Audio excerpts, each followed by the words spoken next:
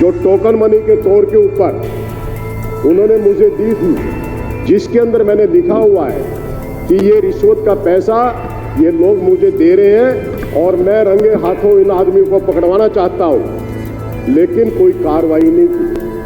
ये वो पैसे हैं, वो बंडल है जो सुरक्षित जनता का मुद्दा उठा रहा हूं। जनता की आवाज इस सदन के अंदर उठाने के लिए सभी मेंबर्स आते हैं। ये पैसे, ये वो रिश्वत के पैसे हैं जो टोकन मनी के ऊपर मुझे दिए गए। ये कि आप ये आवाज मत उठाओ, हमें ये पैसा लेने दो। देश की सच्चाई, सच छुपने नहीं देंगे। अध्यक्ष जी, मैं जिस मुद्दे को उठा रहा हूं, मेरे विधानसभा के साथ साथ इस समय में ये मुद्दा पूरी दिल्ली के लिए भी है। मेरे यहाँ पर बाबा साहब अम्बेडकर हॉस्पिटल है, जिसके अंदर इस समय में नर्सिंग अर्दली की भर्ती के लिए एक नया टेंडर निकला है। गवर्नमेंट की तरफ से क्लॉज है कि 80% पुराने कर्मचारी रखने होते हैं, लेकिन जो भी टेंडर लेते हैं वो पुराने कर्मचारी ना रख के नए कर्मचारियों को रखते हैं, या पुरानों को जिनको भी रखते हैं तो उनसे उस एवज के अंदर 30-30, 40-40 हज़ार रुपये वो रिश्वत के तौर पे लेते हैं।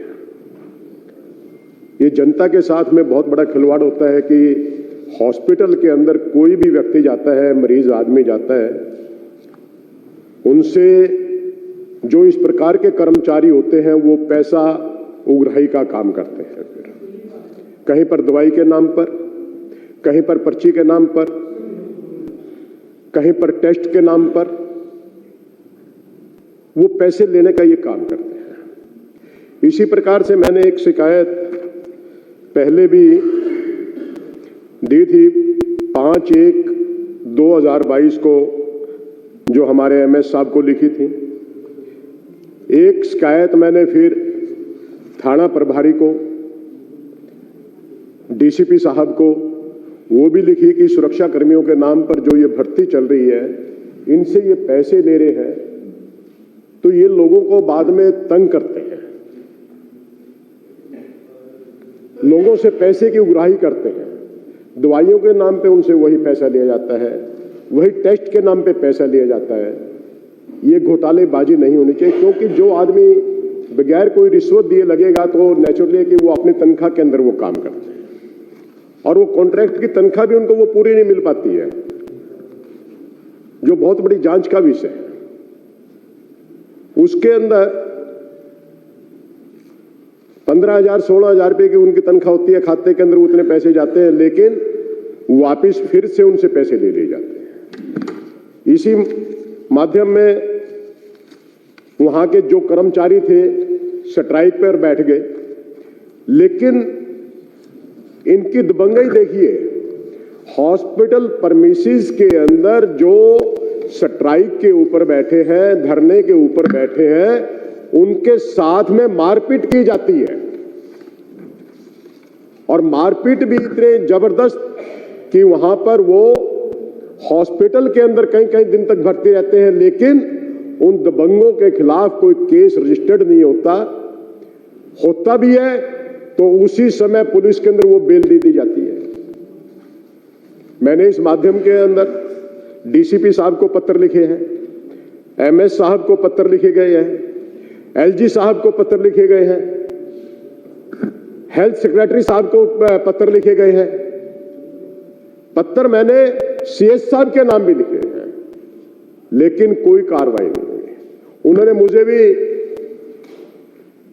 कोशिश की कि विधायक को मना लो।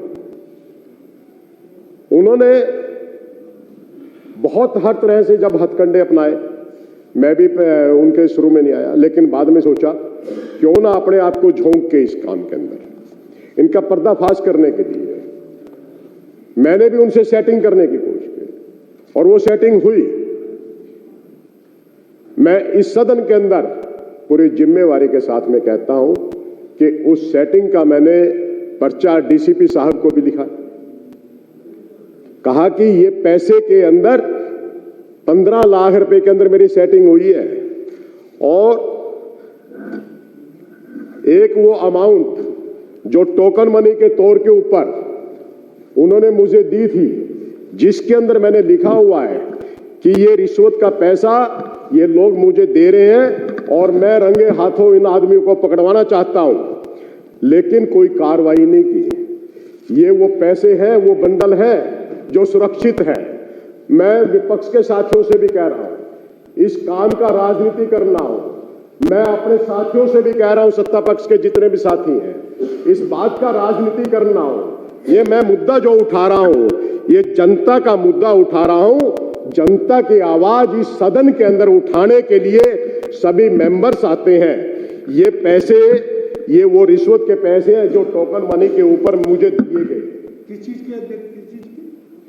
ये कि आप ये आवाज मत उठाओ, हमें ये पैसा लेने दो। इस मामले में मैं एलजी साहब से भी मिला हूं, एलजी साहब को भी पत्र लिखा है, मैंने सीएस साहब को भी लिखा है, मैंने हर दरवाजे के ऊपर मिला हूं। अपनी जान जोखिम के अंदर डालकर मैं ये काम कर रहा हूं, क्योंकि वो इतने दबंग व्यक्ति हैं कि मेरे साथ भी वो कुछ कर सकते हैं। मैं विपक्ष के भी सभी साथियों से यह हाथ जोड़ के आग्रह कर रहा हूं, इसका राजनीतिकरण नहीं होना चाहिए। सत्ता पक्ष के साथियों से मैं बार बार एक ही रिक्वेस्ट कर रहा हूं, इसका राजनीतिकरण नहीं, ये दिल्ली के जनता के हितों के लिए मैं आवाज उठा रहा हूं। इस सदन के अंदर जितने भी आदमी आते हैं वो सभी जनता के हितों के लिए आते हैं। मुझे पता है मेरे साथ में वो कुछ भी कर सकते हैं। मैंने डीसीपी साहब को पत्र लिखा कि मुझे सुरक्षा की जरूरत है। मेरे आगे पीछे इस प्रकार के दबंग घूम रहे हैं, मुझे धमकी देते हैं, लेकिन मुझे सुरक्षा प्रदान नहीं की गई। लेकिन कोई बात नहीं है, मैं ऐसे सदन का साथी हूं जिसके अंदर महात्मा गांधी जी बैठे हैं, विठल भाई पटेल जी बैठे हैं और बड़े बड़े नेता बैठे हैं। यहां पर हम जनता के द्वारा चुन के आए हैं। आज ये जनता की आवाज मैं आपके ये समक्ष उठा रहा हूं। इसको आप किसी भी कमेटी को रेफर करें या कोई भी आप इसकी निष्पक्ष जांच करवाए। ये खाली ये नहीं है कि बाबा साहब अम्बेडकर हॉस्पिटल के अंदर है। मैंने उनका स्टिंग करवाने की कोशिश की थी, मैंने एक आदमी की भी ड्यूटी लगाई थी। मुझे पता है कहीं पे धोखा हुआ है, लेकिन जनता का चुना हुआ नुमाइंदा, जनता के आवाज के लिए मुझे चाहे कुर्बानी भी देनी पड़ेगी, मैं वो भी देने के लिए तैयार हूं। और इस समय में जो ये काम चल रहा है, बहुत घटिया स्तरों के ऊपर ये काम चल रहा है। मैं इस मामले के अंदर यह भी चाहूंगा, मैं नेता विपक्ष के भी मुंह से एक बात सुनना चाहूंगा। मैं डीसीपी साहब पहले प्रणव तायल जी थे, अब दूसरे डीसीपी साहब चेंज होते आ गए हैं। इस मामले के अंदर एक नहीं।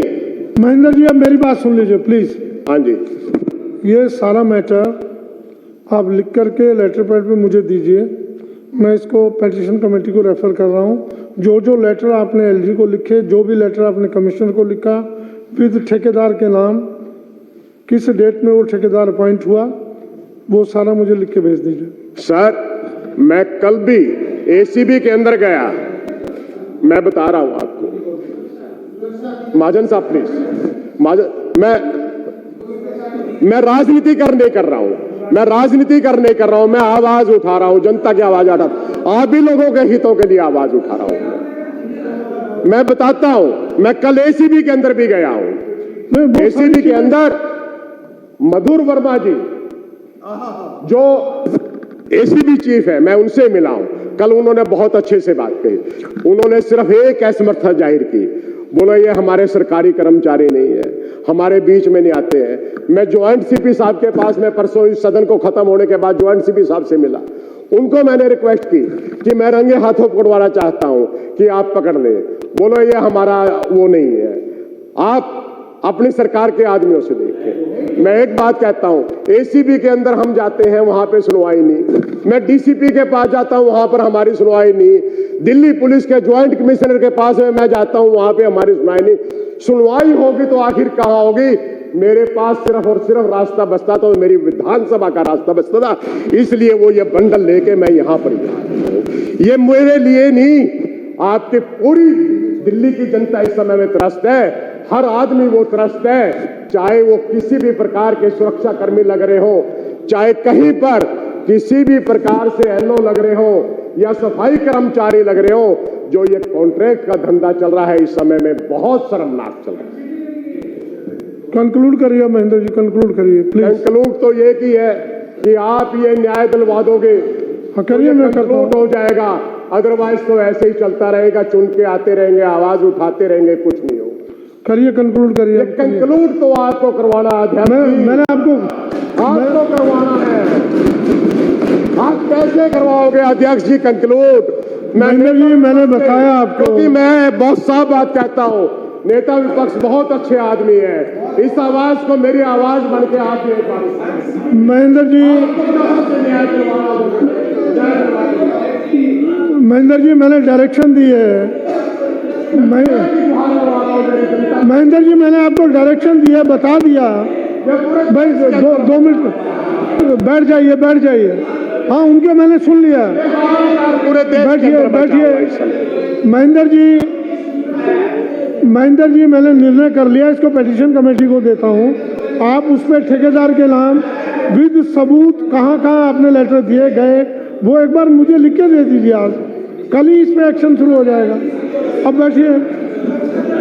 बैठिए प्लीज।